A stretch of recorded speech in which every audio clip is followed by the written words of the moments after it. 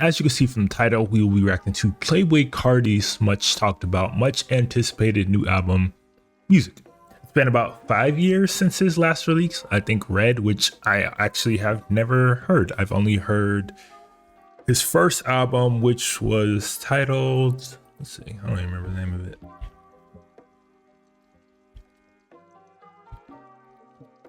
It was one with Time's Up.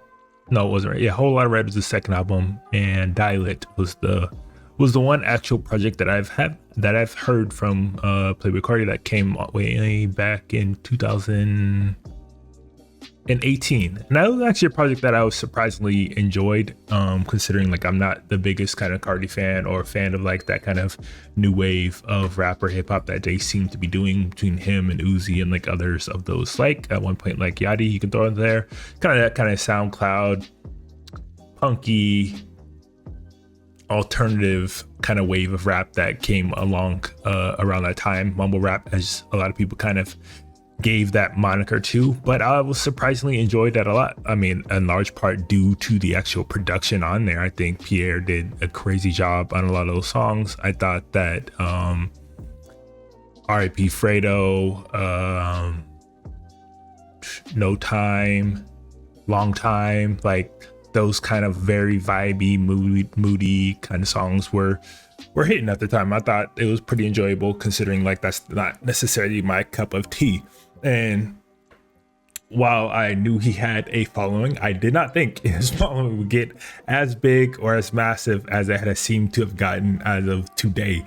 For somebody who doesn't necessarily have the biggest kind of like radio friendly, chart topping, top 40 type of songs that you would hear on a consistent, regular basis, he has built a very, very massive and impressive fan base that pretty much fuck with everything and anything that he does. And for somebody who doesn't put out music on the regular, it's literally been 5 years since his last album, and he doesn't really do a lot of like guest features or spots that are necessarily the most memorable. He somehow managed to maintain this core fan base that seemed to love the shit that he does. Obviously, very different than your traditional kind of rap and hip hop that a lot of people around my age and older kind of grew up on. Is definitely this mix of, I don't know, mix of electronic, punk, rock, alternative, not necessarily rapping, but you know, kind of just delivering feels and vibes and emotions, kind of like doing what Future does to an extent, but like stretched to the furthest degree of what is considered rap. And that's rubbed people some people the wrong way. Like a lot of people have had strong opinions and reactions to this album that I've already kind of seen. Like I haven't really dug into anything that has come out from here, but I've seen some people that I respect and kind of give their opinions and thoughts about it, and it hasn't necessarily been the most positive. But there's definitely a generational kind of divide going on here in hip hop that's like, this isn't the rap that we grew up with, and that's not necessarily a bad thing, but like this almost needs to be considered something wholly different. Obviously I can't say because I haven't heard the album, but that it seems to be kind of the sentiment that's going around. Like I said, it's very impressive that he's been able to maintain and build this fan base for somebody who has not put out like the most amount of music on a consistent basis. But you know, it's clearly doing numbers. It's clearly shaking the scene up. People are talking about it left and right. Everybody's reacting to it. People that I didn't even think would react to it are reacting to it.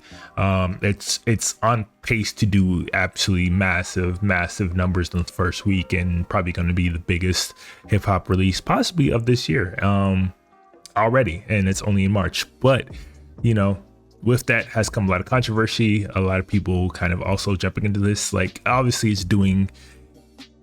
he's reaching a status that is far beyond just a rapper or a hip hop artist. Like he's got a whole movement, and it's clearly working because Kanye just had the generational crash out of all time recently on Twitter, which seems to be a continuing basis as he tries to promote his upcoming album Bully. That is a whole nother kind of conversation, but it's clearly striking a nerve with a lot of people, which is why I particularly want to check this out, because I wasn't necessarily planning to listen to this because I'm not the biggest Playboi Carti fan, but seeing the reaction that's getting and the vitriol it's getting and everything in between, it seems to be very polarizing.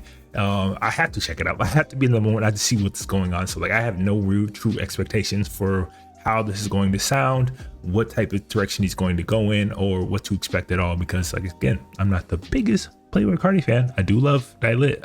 I do like a lot of those songs on there. I'm not gonna say love. I do like a lot of songs on Die Lit, but pretty much that's where my kind of knowledge of him has stopped. But like I said, without further ado, let's just get right into it. Playboi Carti music. Let's check it out. Let's see what the hype is about. Let's see if he's truly on that path of becoming a superstar in music, and like if he's able to kind of deliver something that is mainstream kind of breakthrough at least. But we'll see. Let's check it out. There's 30 songs, so only an hour 16, but 30 songs. So let's get right into it. Track number 1, Pop Out. Let's go. Again, like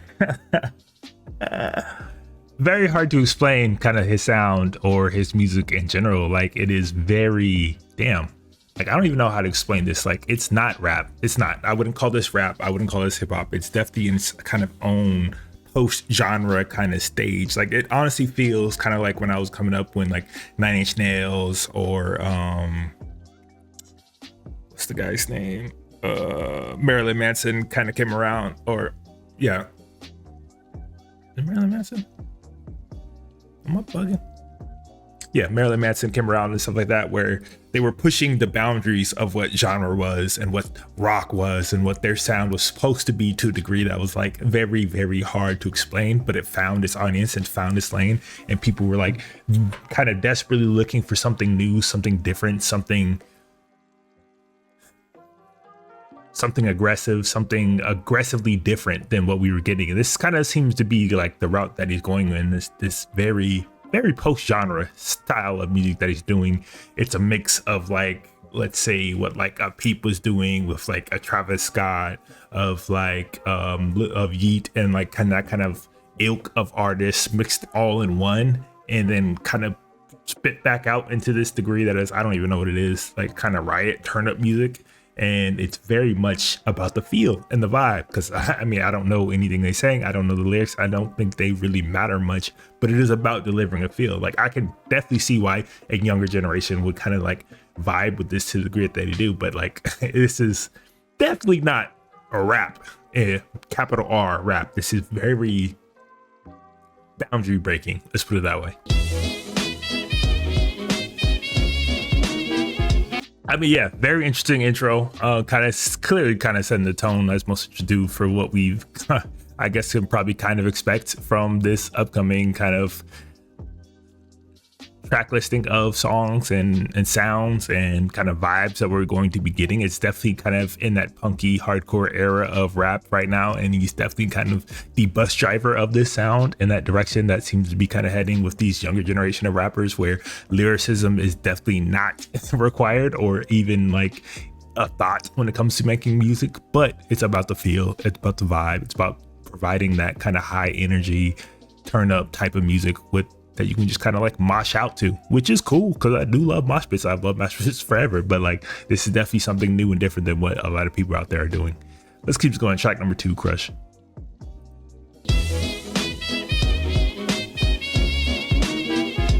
I fuck with this one. I'm not gonna lie. I definitely fuck with this one. Like that kind of build up, that epic kind of feeling that it has, where it's like you clearly building up to something, some massive drop, some high energy kind of output that is clearly on the way.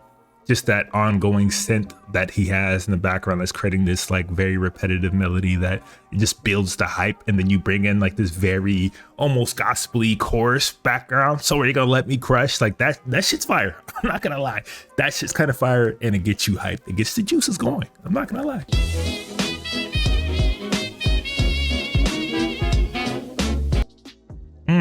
He was going somewhere with those drums. I'm not gonna lie. I did think that it was going to hit a little bit harder on the drop. Like it's definitely still like a very high energy song that you could easily see a massive mosh pit going up to. But like I was kind of expecting a much harder kind of drop than what we got.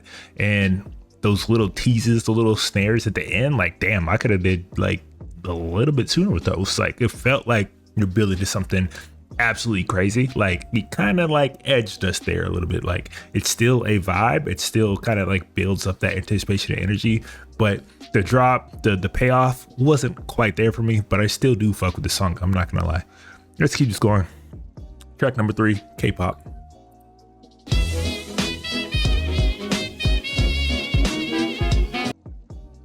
I mean, cool. Like a very kind of teaser.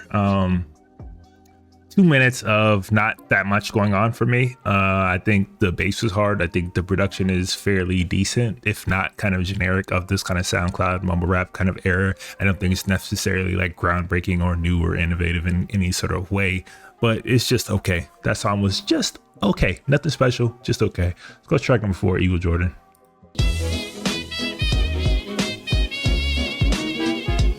Hey, bro, hold up.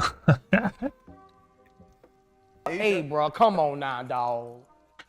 Come on, man.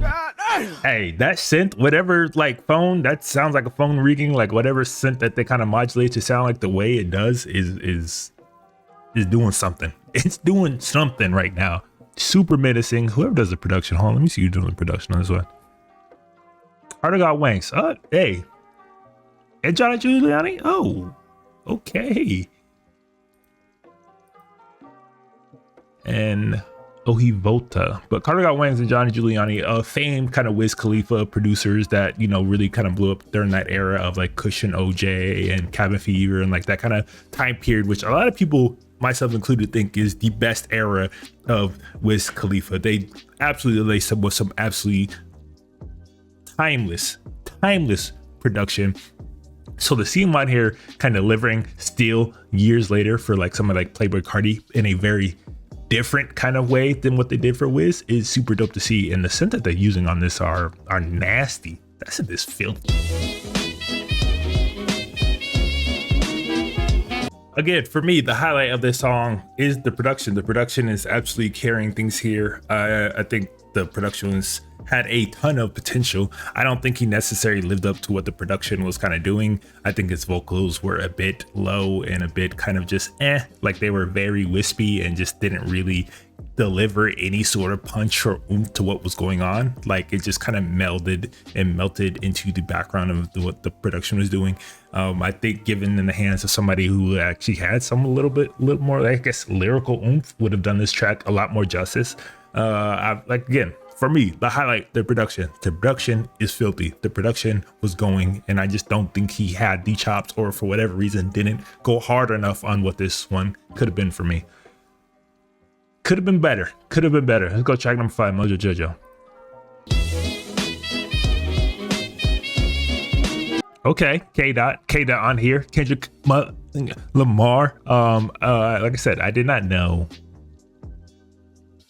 I didn't tune into a lot of the reviews or hearsay of everything that was going on, like the intricacy, the details of this album before this live for the first time. But I do know that they did say Kendrick Lamar was on this maybe 4 or 5 times, and I'm not really sure which songs they were going to be, but his first appearance right here on Mojo Jojo. Obviously he's listed on some, but he's unlisted on this one. Now, there has been some discourse going around about Kendrick Lamar being in a Playboi kind of Carti album because he has had some cases, some things. I don't know if he's ever been convicted, but he's had some things, some dirt, some funny cases, as Kendrick Lamar would say, on his name, and they're calling him a hypocrite for doing music with a Playboi Carti while kind of grandstanding with this whole situation with Drake. While I do think they have sort of a point there, I also don't think they are getting the kind of overall gist of who he is as an artist, and it's hard to be like, oh, I think that you're being a hypocrite and you are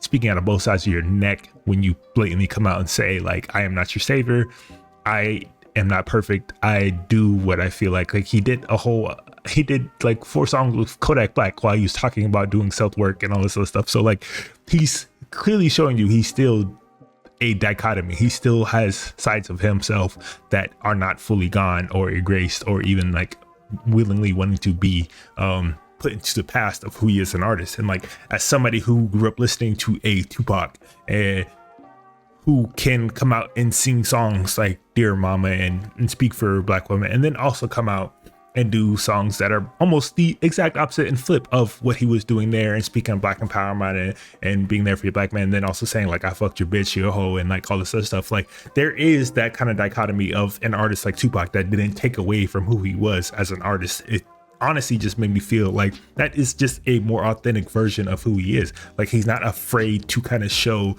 those different sides of who he is as a person. And that's also how I feel about this whole Kendrick Lamar situation. But that is it for my little rant. Let's get back to it. Mojo Jojo.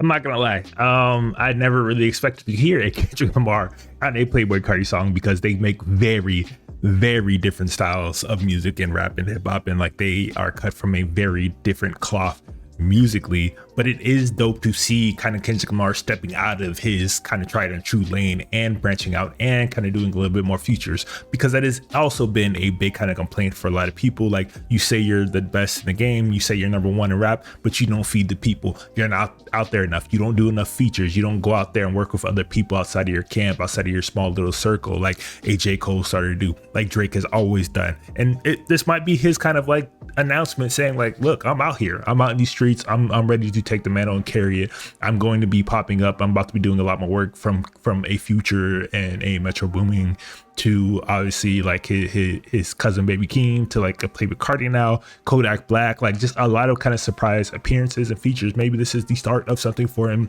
of a new run kind of later on in his career, which would be very dope to see, because I've always wanted to hear Kendrick on more mainstream, different kind of sounds and songs and beats and stuff. And to see him kind of branch out this far was not expected, but it does sound surprisingly good, not gonna lie.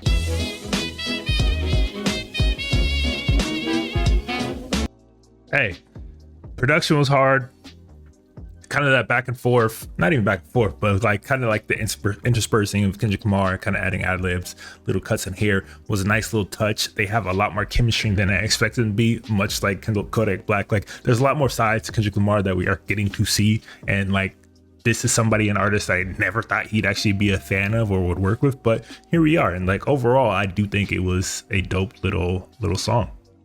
Definitely interested to hear the rest of them as they come.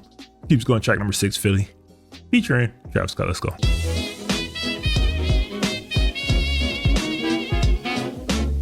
I mean, look, that's very evident between what Travis Scott and like others and a Playboi Carti and like others and like Lil Uzi and other people like are trying to do. They're clearly trying to play into that kind of rock star aesthetic that is kind of the cliche image of what you think of when you think of like rock and roll. Do I think that they are a direct comparison to like those? No, but I do think they're definitely kind of this generation's sort of rock stars. They do bring the energy. They do fill stadiums. They do bring crowds to their feet. Like they bring that high octane, high energy kind of feel that you don't necessarily always get from rap, because it is still a very lyric based kind of art form that back in the day you'd have had crowds, you'd have had energy, but it was a very different kind of energy. And they're definitely trying to bring that kind of moshy, punky, hardcore energy that rock has been known for over the generations to rap, and they definitely seem to be doing a decent job of that, especially with their kind of crowd and audience. I mean, you can look at any kind of tour that Travis Scott has done. He definitely brings that kind of rock star energy, and so I can't really knock him for what he just said there. They are definitely bringing that rock feel to rap, especially when it comes in terms of like just turning up and having a good ass time and you know, and leaving it out there. So I can, you know, you got a point. He definitely got a point there.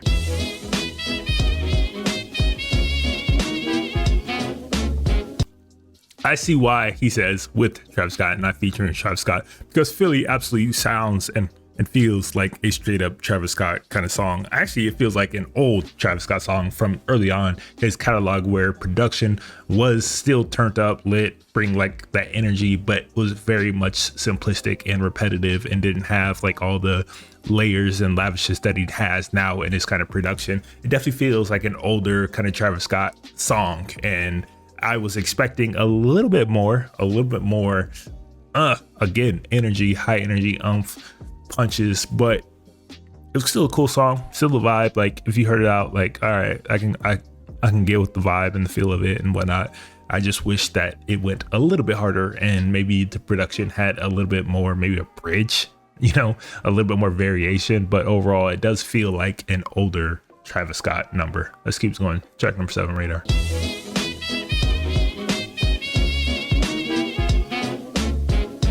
Oh my God, bro. Oh my God. God damn. Bruh. Production is filthy. Metro again delivering some straight heat. Metro has been on a tear. He's always been on a tear in his career, but over this past year or so, he's definitely been on a tear with some of the production and shit that he's doing. This one is absolutely hard hitting. Honestly, it gives me straight up BMF vibes. This feels like Rick Ross BMF, like almost an interpolation or remix or like sampling of that kind of same sort of horns that he's got going on there, but it kind of delivers that same energy. And if you're around when BMF dropped from Rick Ross, you just know how absolutely monstrous that song was, and how I had people going around literally for years straight saying, I feel like I'm Big Meech. That shit was crazy. And this feels like it's kind of delivering on that same sort of energy. My same problem once again with this is the vocals. Like, I know people like Playboi Carti's vocals and like the way he delivers things. Like, it's definitely different. It's definitely like varied. Like, he changes his voice on a very constant basis throughout his projects, and like he's doing it here. But I just wish he had a little bit more bass in his vocals, a little bit more oomph in his vocals, a little bit more high energy that I think that deliver this to another degree. It just feels a bit washed out when you have a song in your production that is going this hard and you're still delivering on a almost whisper bass. It just feels like a mismatch here. Like, I feel like you should have gotten your bag a little bit more and delivered something a little bit harder in your vocals. But that is pretty much how I've been feeling about a lot of this production so far, is that yeah, production is kind of living up to its part. It's delivering some hard hitting beats, but the vocals is not doing enough for me.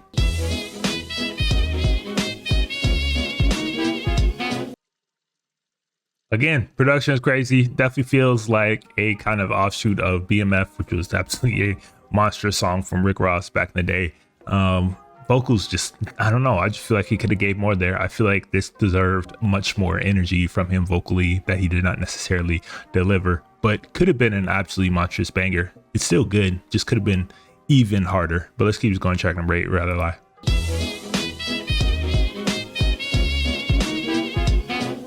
Hey, this one gotta go. I'm not gonna lie. I'm about to rewind it. I wasn't giving the full attention. This shit's gotta go, and let's go.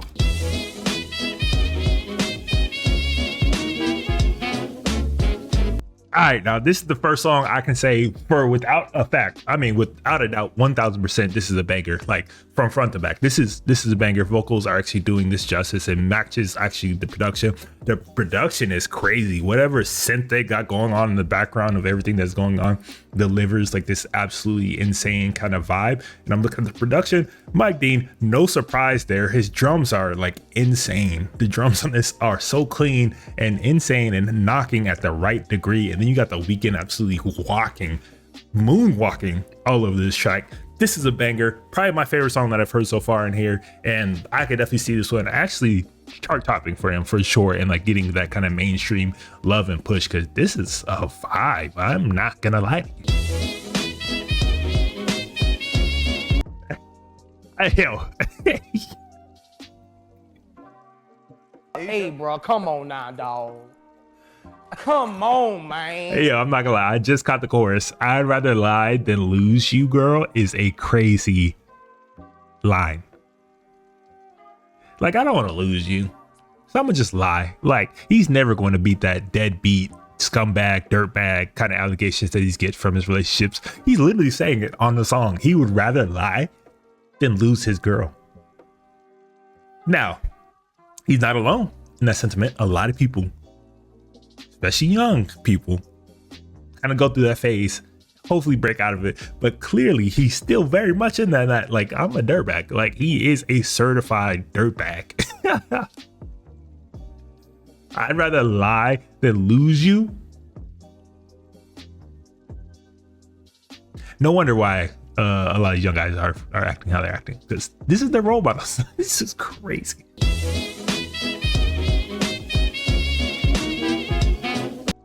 Carti with the love song of 2025. Look, girl, I love you so much. I can't handle losing you. So I'm gonna lie to your face. I'd rather lie than lose you, straight up. That's how much I love you. Love song of 2025. Let's go. Love song 2025. Rather lie. Absolute banger. This is a banger. I'm not gonna lie. Production is crazy. The Weeknd slid all over this. Carti actually did his thing, like lyrically and vocally. I think he delivered very well on this song. Probably my favorite kind of performance of his so far. And I think this is exponentially better than the Timeless collab that they had on The Weeknd's last project. I think this one is the best one that I've heard from these two so far. But let's keep this going. Track number 9, Fine Shit.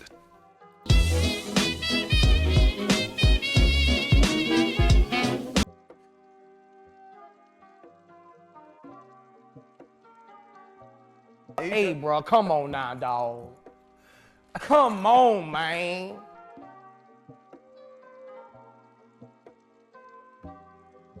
My bitch so bad she can't even go outside. My bitch so bad she can't even go online. Like, that is some crazy, possessive, psychotic shit. Like, if you have a daughter, if you have a sister, if you have a girl, or even a friend that's a girl, and you have a man and they have a man that talks to them like this, get them far the fuck away from them. Like, as much as this song actually slaps, I'm gonna say the production is actually dope. And like, but again, vocally, I think he's actually matching the energy of the track on this one.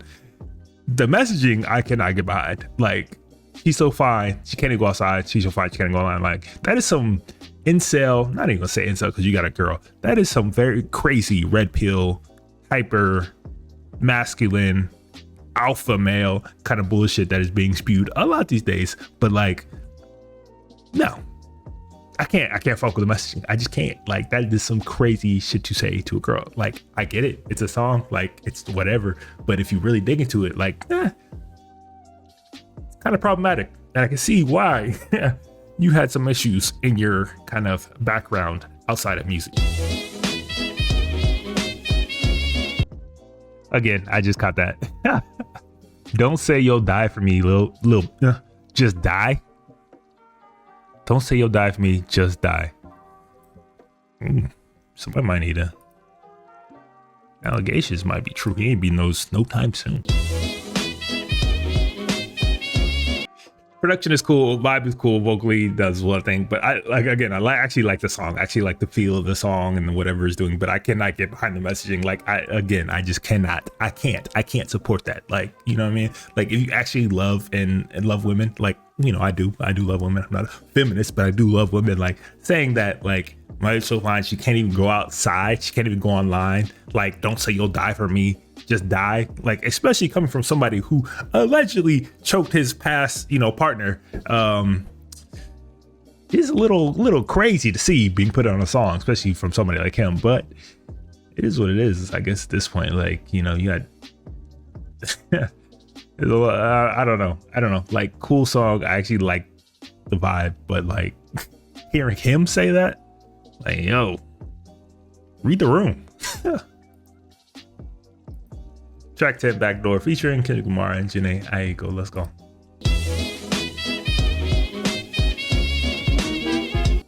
And that little pocket. Okay. Like, again, like, I see why people might have a problem. Kendrick Lamar kind of hopping on music with a Playboi Carti from a kind of optics perspective, but at the same time, like, I'm not gonna lie, I'm just happy to see him making music consistently now, like actually being involved in the game, in the music, in a very consistent basis, at least over the past year. So thank you, Drake, for that. I mean, if nothing else, thank you for getting him back outside and actually making music that we've desperately been wanting him to make. So like, to see him kind of like hopping back out here and like doing this is dope. Like, regardless of how you might feel about him collabing with somebody like Playboi Carti, it is just nice to hear Kendrick Lamar back outside, and he's on an absolute tear. Like, he's found this newfound confidence and feel in his flow and his kind of delivery and kind of like his vocals, that he's doing this whole other different thing than we've ever seen him do. And I'm fucking with it. Like, I know DNX kind of devices with like his long standing fans, but I like musical evolution and artists when they try out different shit. And he's definitely on a seemingly new wave that I'm definitely feeling so far. I'm gonna run that back a little bit.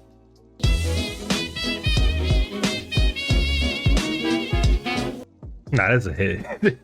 This is a hit.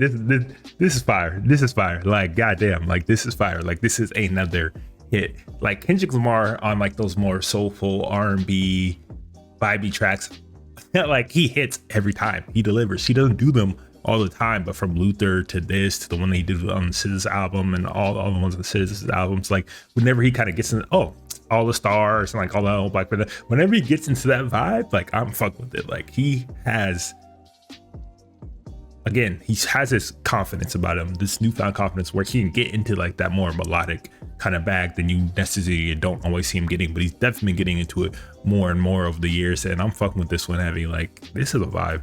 And this kind of like duo back and forth between Kendrick Lamar and Jhené Aiko, it is something that like I expected them to do, like have a kind of career or catalog of music and collaborations over the years, kind of like how he's building with SZA. It's how I thought that they might have been when they were kind of first coming up, because they were both kind of blown up at the same time in their own kind of rights, and they did do music together on like the Kendrick Lamar EP kind of era and Jhené Aiko's Sell Out kind of era, around those kind of mixtapes. Like they were doing songs and they sounded absolutely great together, and I thought that was something that would continue over the years and continue to build, and that they would build up like an impressive catalog of collaborations.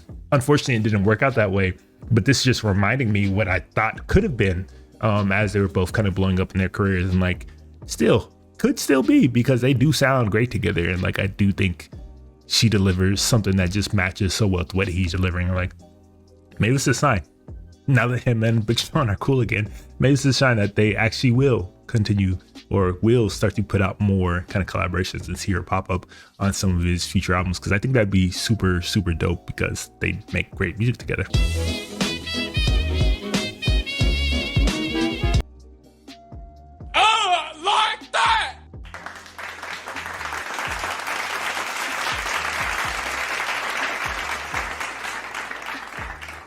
I mean, fire, absolutely fire. Like honestly, if this was Kendrick Lamar Jhené Aiko song, I wouldn't be mad at it. Like if Playboi was on there, but obviously it's his songs and music. But I do think this was a phenomenal collaboration. I do think whenever Kendrick Lamar gets in kind of like melodic kind of duetting with, he gets with like especially like kind of female singers and artists that do kind of like that neo kind of soul, whether it's his or like Jhené Aiko, I do think he reaches a new level of artistry and growth in what he can do. And like I do think this is once again delivering, and I think it's a vibe.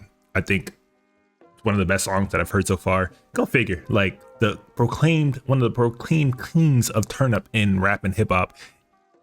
His two best songs that I've heard so far are strictly R&B, kind of for the ladies type of cuts. Go figure. But that is what it is. Backdoor is one of those. And again, that's another one I can definitely see getting play on radios. That's a vibe. So track number 11, Toxic with Skepta.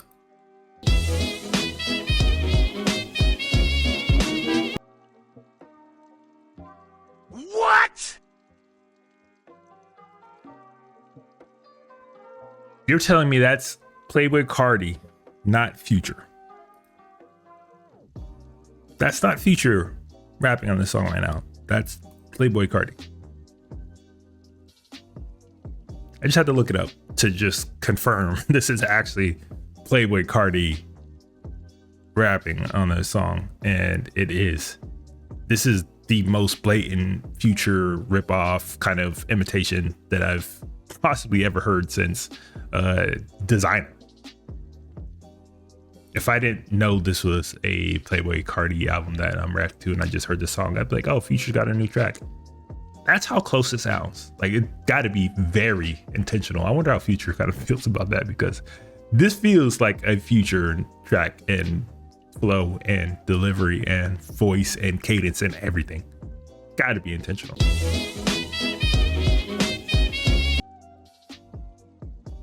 It's distractingly like similar. It's so close to what Future sounds and feels like in music that it's distracting. Like, again, if I did not know this was Playboi Carti specifically that I'm listening to, I would assume this is a new Future track, and it sounds so much like him. That's actually taking away from what this song is to me, because I like the production. I think it's menacing. I think it's hard. I think it's definitely one of those that's like, it's going to be a kind of sleeper cut out of this whole kind of project and probably his discography. but the delivery, I just can't. Like, it's so much like Future that I can't. Kind of off-putting. That's how similar and clearly imitation it is of what a Future sound might be. Kind of weird, not gonna lie. Kind of weird. Like, nah, that can't be Playboi, bro. That can't be Playboi on this. Like, it has to be Future. I gotta look this up. Literally says, did Carti rap Toxic or is it Future? I mean,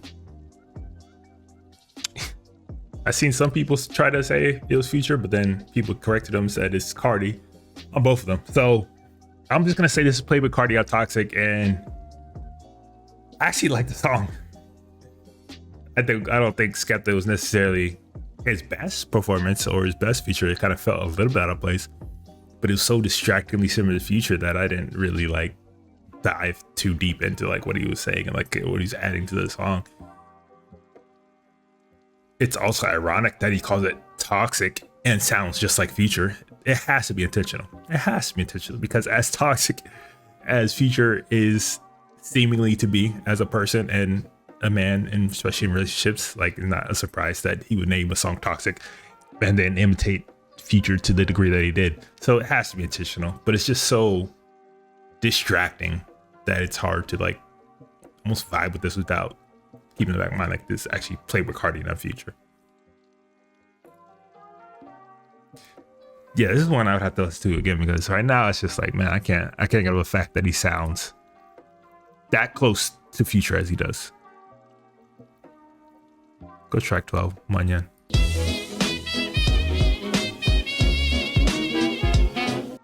Even with another vocal kind of switch up that has me questioning if this is Carti, like, it changed so drastically that it's like, is this Carti again? Is this actually him rapping? Like, or is this a guest feature? Like, I don't like it. Again, he's doing a lot vocally.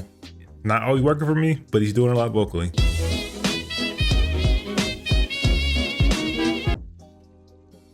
Production was hard. I like the beat, like the drums, like what's going on. Again, vocally, very different than what I come to expect from Playboi. Like, he's definitely trying things out, and really have me questioning if this is actually him on the song. But like, yeah, overall, like a decent song, kind of very much in his wheelhouse and what I expect from like a Carti type sound and song. Kind of the high energy, turn up, full of like electronic synths and all this other stuff. Like, definitely kind of like coming from that little Uzi Vert house of music. And yeah, doesn't feel like necessarily new or innovative, because we've heard this for like almost 10 years at this point, but you know, serves its purpose. Let's go track number 13, Crank. Nah, it's crazy. This is crazy, I ain't gonna lie. Production is absolutely disgusting. Super high energy. Again, those synths, like almost like maybe a modulated like electric guitar going on there, like whatever that is doing a lot. It's really carrying things right now, and the drums and 808s are absolutely massive, and just a overall just great feel to the song.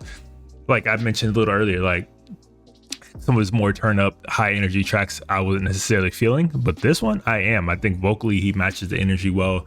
It melds well with the production.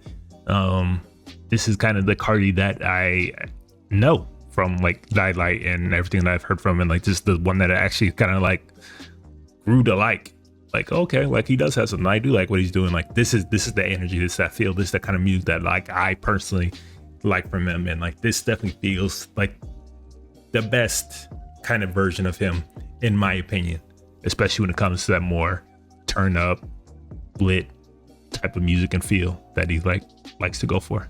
This one goes. This one goes, I ain't gonna lie.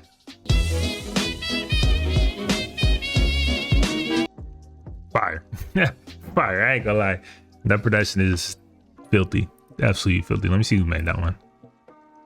Again, Carti got wings. Like, for me, he was one of the most slept on, underrated kind of producers. Especially kind of like from that Wiz time period. Like, I think that he gave Wiz some of his best beats ever.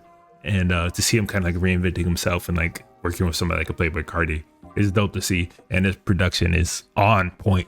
That shit's fire. He's going check number 14, charge the most. A fee.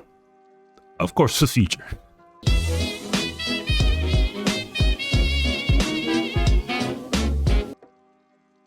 God damn. Those 808s are massive, disgusting, filthy, just doing a lot here. Like, I had to look at production. Of course, Southside Wheezy, very much like of famed, acclaimed Atlanta era with Future and like all those other artists that kind of blew up around that time. Of course, had to be them because they deliver some of the hardest hitting songs, and like this is one of those. Like, this shit slaps, this one goes, and like after he just did that straight up Future imitation, it's not surprising to see him working them with this one. And this one's going so far. This one's definitely going so far.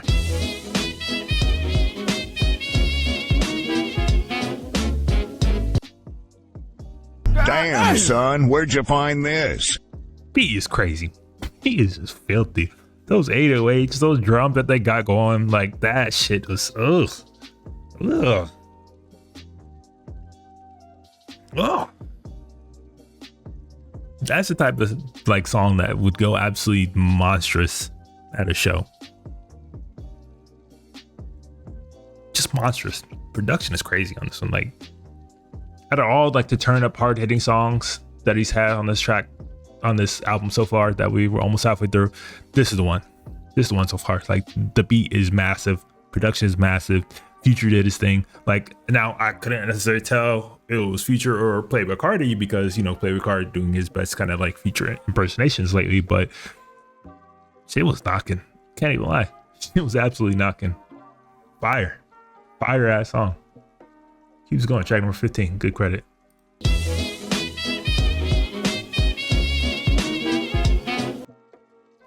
Yo, I'm gonna get my credit again. Carter got Wanks, producer of this track too.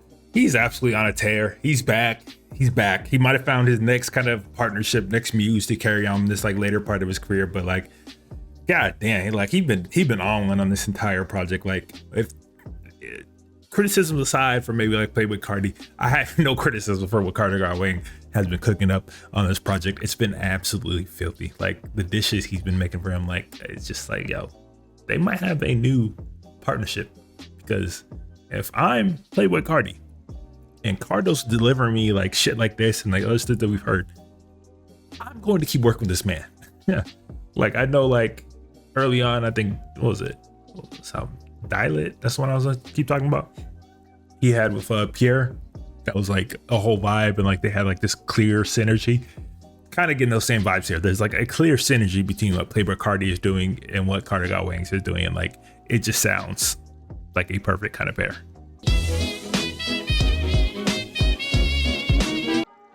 Oh,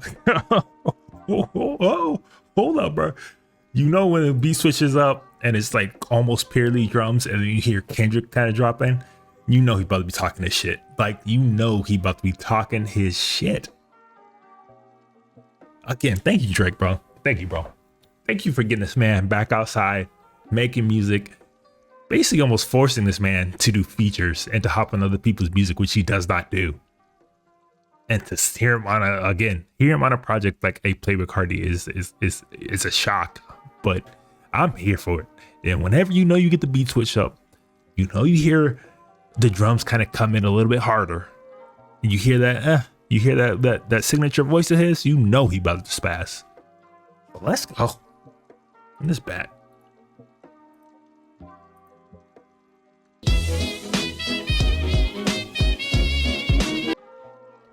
Kids my body, and that's what my kids. I kid for nobody. He ain't lying. He don't kid with nobody. He showed that this year. He ain't for play.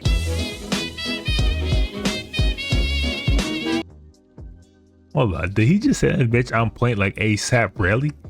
Hold up, bro. He kind of spazzing there a little bit, like having it my way like Usher, red and blue diamonds like Gushers, up scoring, he's like Rucker. Like, that was nice, nice little run right there.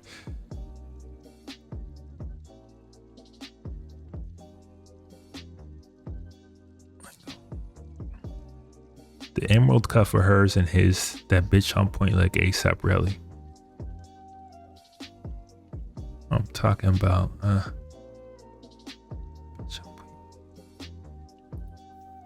does that mean? Isn't ASAP Rally the one that tried to extort basically Rocky and like try to put him away for like years?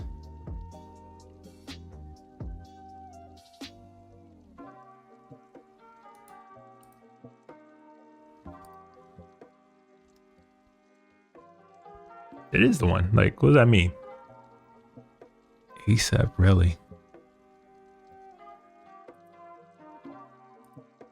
That bitch on point like ASAP Rally.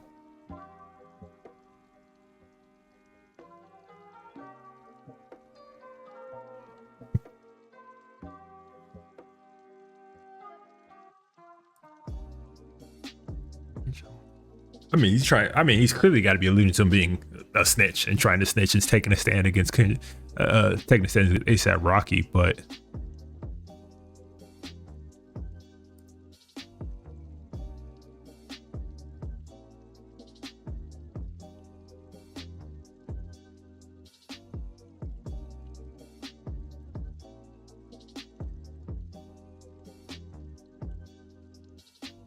you talking about like when he pointed? I don't know. On point, like maybe like a bitch on point, like, you know, when you telling somebody, pointing at somebody, you snitching. Clearly he's snitch. That's been kind of that is the word around him these days. But like clearly that's got to be alluding to him being a snitch and pointing things out. Like that bitch on point, like ASAP Rally. I guess that's what it is. Maybe nothing deeper than that.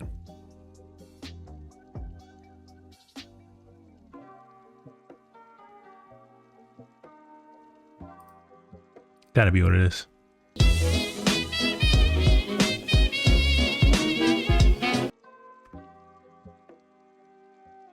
Yeah. Yo, he's still talking his shit. Like he's just taking victory laps at this point. Like that dude, like he's gotta feel damn near untouchable at this point. Like can't say nothing to me. The numbers is nothing, the money is nothing. I've really been him, I promise. Like you ain't never lie. I've been thought you been him, and like you clearly just show the world. You him. You definitely him. I carry the weight. I'm Luka Doncic. Like what? Kenny Ben Heavy out West Side. I carry the weight. I'm Luka Doncic. You know, that's a bar. I ain't gonna lie. That back.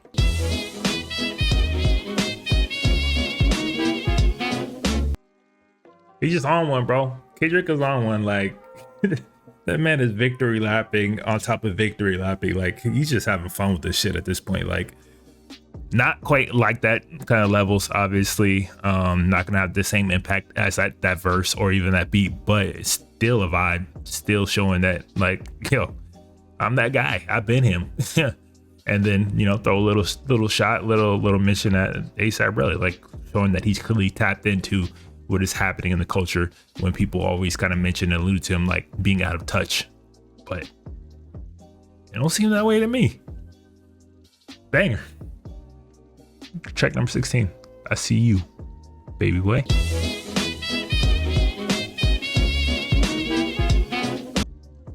No sense. Again, no sense. Like he's got absolutely one thing that's underrated about him. Like say what you want, whether you fuck with him or not. His ear for production is elite. Like from Die Lit, from all those things I've heard, like his ear for production is elite. Like those synths are crazy in here. Like the vibe that it's absolutely creating and delivering with that kind of like soundscape is rare. You don't hear a lot of people being able to hit like those levels on this. Like this shit is vibe. This is a vibe. KP Beats. Yeah, man, his ear for production is crazy. The synths on this one are nasty. Kind of like EDM-esque, but mixed with like alternative rap, hip hop, and then like just the flow and delivery that he's delivering. Like this is just a vibe. This is just a vibe. Straight up vibe.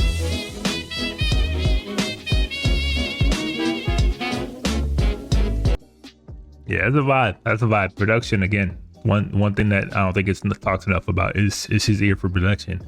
It is elite at times. That was a vibe. Track number 17, Wake Up Filthy.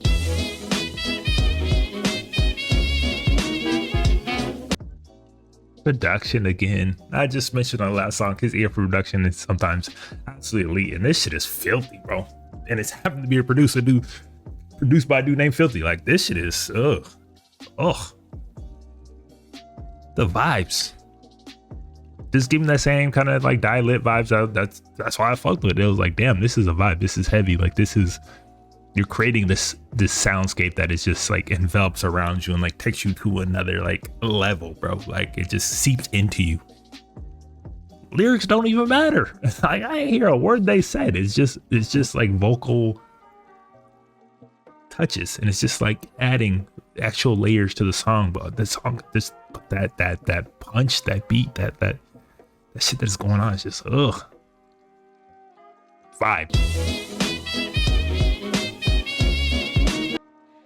Yeah.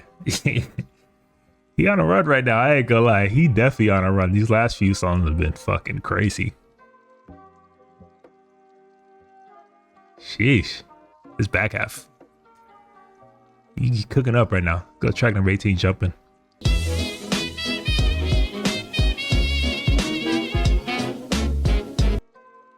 That man just threw in a Tony the Tiger great in a verse, in a bar. And it wasn't completely trash. I can't lie. It wasn't completely trash, but not expecting a Tony the Tiger Frosted Flakes bar in 2025. Simple but effective. Simple beat but effective. And I do think that these two have clear synergy and chemistry when it comes to making music. Obviously, Lil Uzi and Playboi Carti have been very well kind of connected over the years. I do think Uzi is the one that really kind of gave him this style and like direction for him to go in music, and kind of like really gave him that first push into this direction of music that he's got in his career. So obviously there's like a strong connection there in it, and it comes through in the music that they make together. So simple but effective. Keeps going. Track number 19, Trim.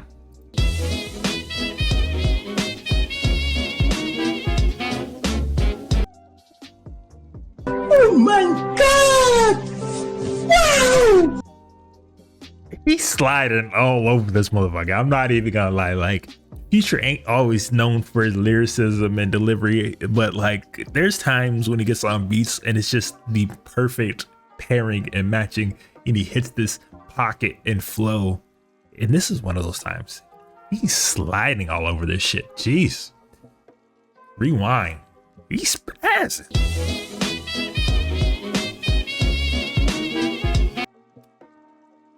Hold up.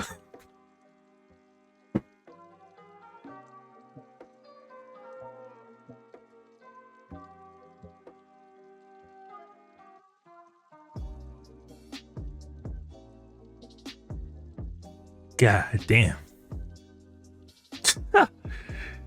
He slid. He slid all over. Jeez. I'm gonna run that back again. God, let's go. God damn!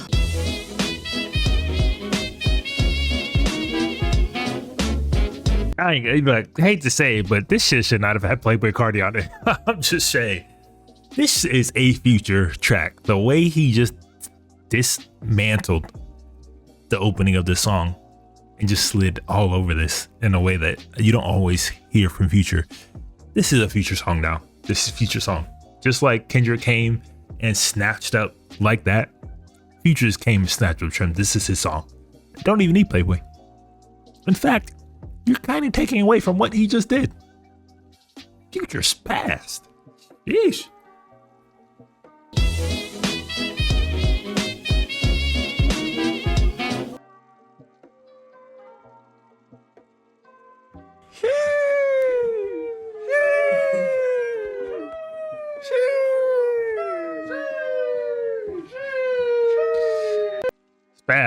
Spaz all of that. This is now officially a Future song. Like, sorry Playboi, but you let that man do that to that song. It is now his. Absolutely filthy. Let's finish this these last 10 tracks and let's keep going. Track number 20, Cocaine Nose.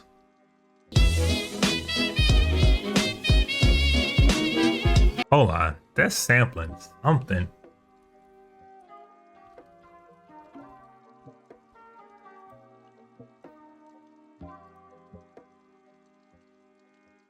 definitely sampling something that I'm very familiar with.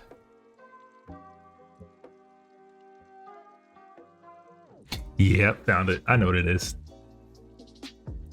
I'm talk about this afterwards, but yes, it's sampling a song that I would not expect to sample from like the early 2000s. That was an absolute monstrous banger, but this is kind of fire. Let me run this back. Cocaine Nose, Playboi Carti. Okay.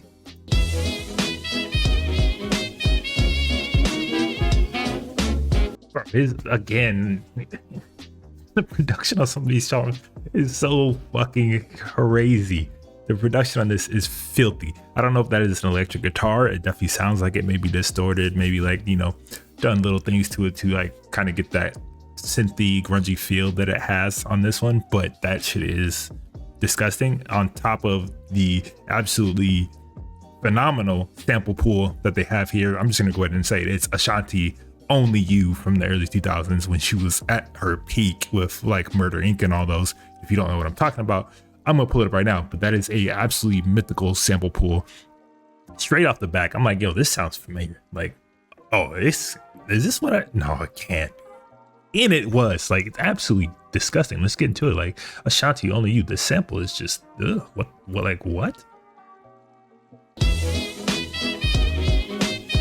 From her album Concrete Rose, which I don't know when this came out, but this was a banger. Whatever riff that they had for this song, I don't know if this was a sample in itself, but whatever riff they made for the song, this was a banger, immediately recognizable. And like the fact that they pulled this for a Playboi Carti song is crazy.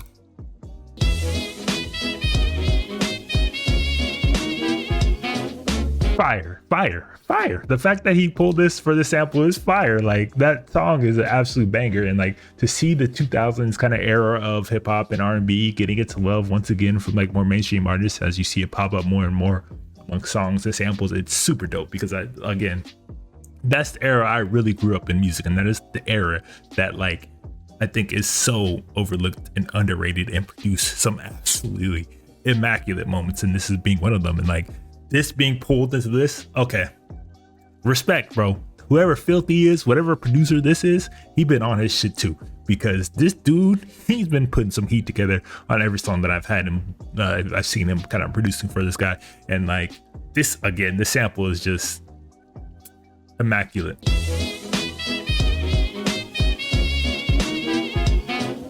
Filthy. Like, I'm not always a fan of like these more modern era samples, but pulling this into this in the way that they did and like kind of flipping it in this direction was unexpected and absolutely fire. And I think this would go absolutely crazy in a club, at a show, at a festival. This one would definitely get the crowd going. And like, what would be even crazier is if you got a remix of this and had Ashanti actually on the song, because that'd be super dope as well. But again, I'm all for it. Bring 2000s back. That era was untouchable to me. Like, fire song.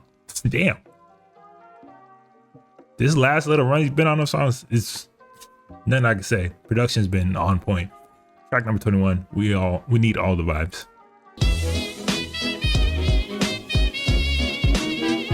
Is this Young Thug's first song since he kind of like really been out? Like, this is one of his first like official songs. Like, I haven't really heard much from him musically since he's kind of made his way out. Maybe I've been missing it or sleeping, but like, I don't recall him kind of getting any big placement since he's been out. This seems to be like his first big major placement, and yeah, cool to see him back out making music. But sounds all right.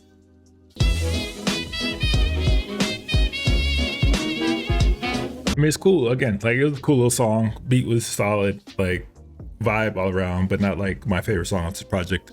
It's cool to see kind of Young Thug back out there making music. Like I said, this might be his first kind of major placement that I've heard him on since he's kind of been out. He did his thing. It was all right. Like, not my favorite track, but it was cool. It is also nice to see him like getting the love from him, because I do think Young Thug is one of those artists who was at the forefront of a lot of this kind of like alternative style of rap and hip hop being made today. He kind of made it cool to be, and cool and okay to kind of be different and out there and like wear dresses or wear women clothes and like do different sounds and try different genres and just kind of do a bunch of different things musically. And like, I do think he was kind of at the forefront of that. I do think he's probably taken it as far as he can personally, but there are other people who have kind of picked up that mantle. Keeps going. Track number 22, Olympian.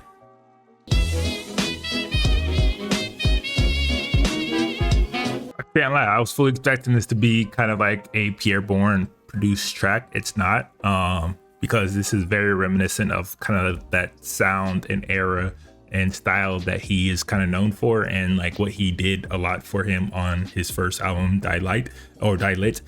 It's very reminiscent of that era, and it seems him kind of tapping back into that. That is an era that I obviously loved because I did like that album a lot. I did like the songs, I did like the production that Pierre Bourne was doing for him. I think they sounded really good together, and I think this is like him at his best when he's kind of in this lane. Like, he obviously has different stylings, whatever, but like at his core, I think this is when he is who he is. Like, this is the sound of Playboi Carti that comes to mind when I think of, you know, music of Playboi Carti, like this kind of styling of sound. So like, I was expecting this to be a Pierre Bourne produced track, but it's actually not. But it's very reminiscent of stuff that he did and would do for Playboi Carti. So not surprised, but cool. Yeah, cool little B-side kind of track that I think will find its audience as more and more people kind of listen to the project. It's one that I would probably find myself kind of returning to because it is a cool little vibe, but it's also very reminiscent of his earlier days. Like I said, of the Dilit era, Pierre Bourne era, very reminiscent of that, and that's dope overall. Let's keep this going. Track number 23, Opium Baby.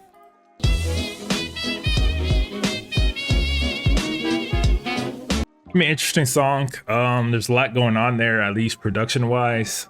Seems to be kind of almost a stab at like hyper pop in some sort of sense, where there's like a lot of different things going on, a lot of different sounds, a lot of different elements all kind of coming together in this very hyperactive kind of production. Not my favorite style of music, and definitely not my favorite style of hip hop, but it is interesting. It is experimental, to say the least, and it is something that, you know, maybe his fans will kind of dig, and he's definitely like trying things, which is admirable, but definitely not my favorite song off of this project. Let's keep going. Track number 24, Twin Trim.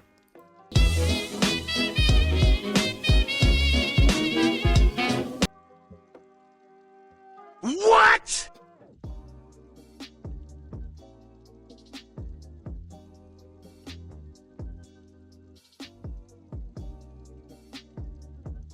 Such a crazy way to open a verse. That is such a crazy way to open a verse. Bro, what?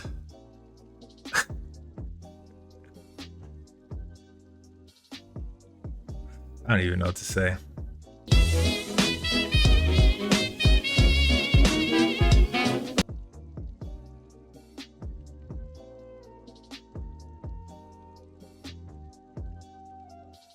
Production was fine. It's not a song I will find myself coming back to probably ever again, just off the fact that that opening was absolutely insane work.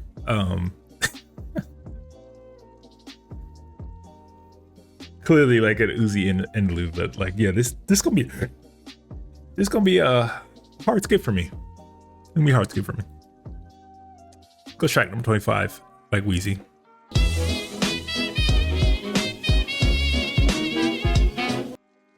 Again, not my favorite song off of here.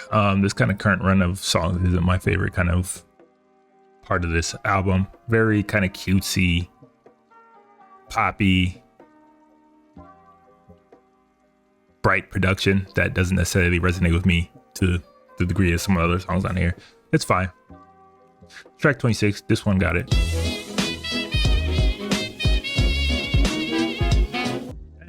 Like, I'm not gonna lie, these last few songs feel like kind of throwaways, feel like songs that probably should have left on the cutting floor, like unnecessary additions to an already long album. Like, I don't think they add much to what we've already heard from him. In fact, I don't think they live up to what we've heard earlier. Another one that's just, okay, whatever. Track number 27, Walk. Again, doing his best Future impersonation. This literally sounds like a Future song, like to a T. I don't love when he does this. Like, again, like, you have your own style, you have your own sound. Like, if I want to hear Future, I would go hear their Future. Like, this is clearly, blatantly got to be intentional, because this sounds exactly like Future. And I think I've heard this song before, and I was like, damn, is this Future? What the fuck?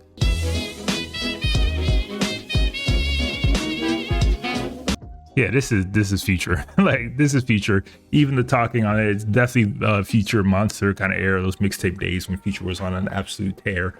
That's exactly what it feels like he's trying to emulate and kind of copy. And I'm not a fan of that. I'm really not. Like, the song is cool, but like the fact that you're trying so hard to be Future kind of puts me off the song, not gonna lie. So I'm gonna pass on that one. Track 28, HBA.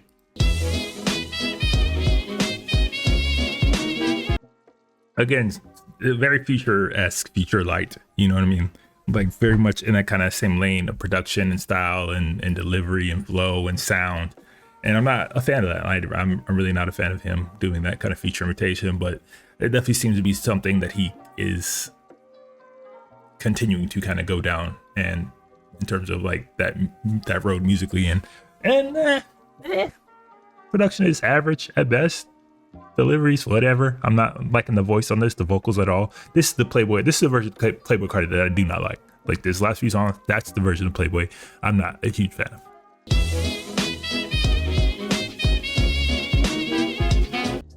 Yeah, no, very, very uninspired, very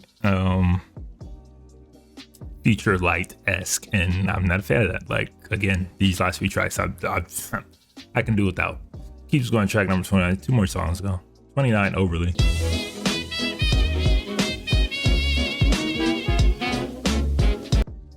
I actually like the production of this one. I do think it's like fairly good and interesting. I don't like his vocals at all. I don't know what he's doing with his voice. It sounds weird, sounds unfinished, sounds unmixed.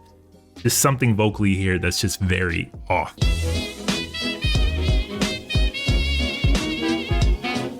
Yeah, vocally just very bad to me. Production was fine, kind of interesting, but like vocally just, this felt like a demo, almost throwaway, or like something that definitely needed some work or just should not have been released.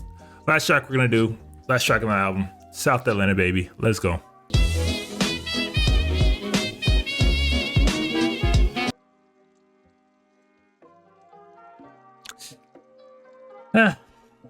Kind of a whimper, kind of went on a whimper. South Atlanta Baby. I mean, one thing that they did say correct is you can't really box him into any meaningful genre. It doesn't really mean anything in terms of the music that he's producing and making, especially on this album. He was kind of like all over the place, which, you know, necessarily wasn't a bad thing. Overall, I think it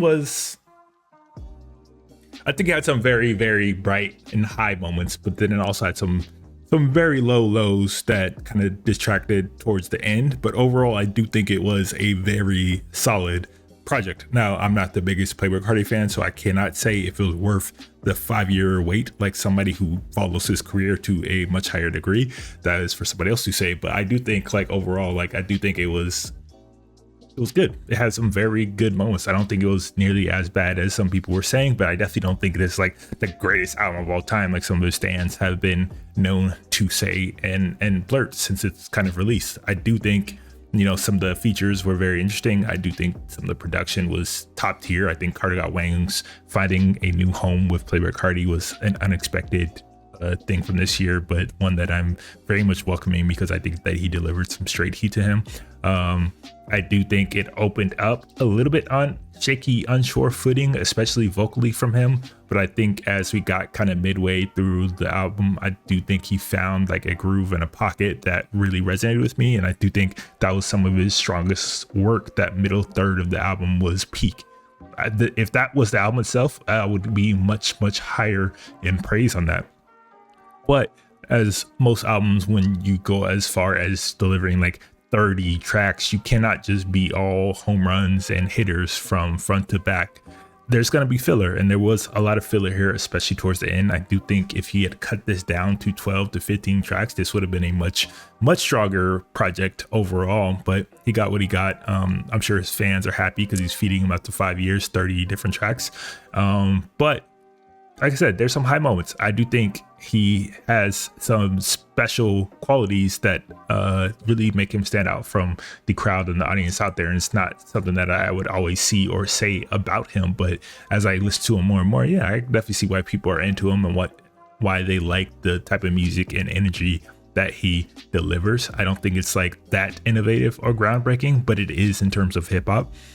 because they don't get that. Hip hop doesn't necessarily always get that experimental or out there, but like I do like that kind of wave that he is helping to further and push and elevate in terms of the genre, and just going out there and making the music and stuff that you like, and not being afraid to be adventurous when it comes to sounds and production and features and vocal changes. So I do like what he's doing in terms of pushing the genre forward in that way. I don't think he's the second coming of Christ like some people paint him to be, but I do think he makes, you know, some very cool, interesting music that is perfect for festivals and shows and concerts where, let's face it, is when he is at his absolute best, when you can basically kind of turn off lyrically and just enjoy the vibe that he's kind of putting out there.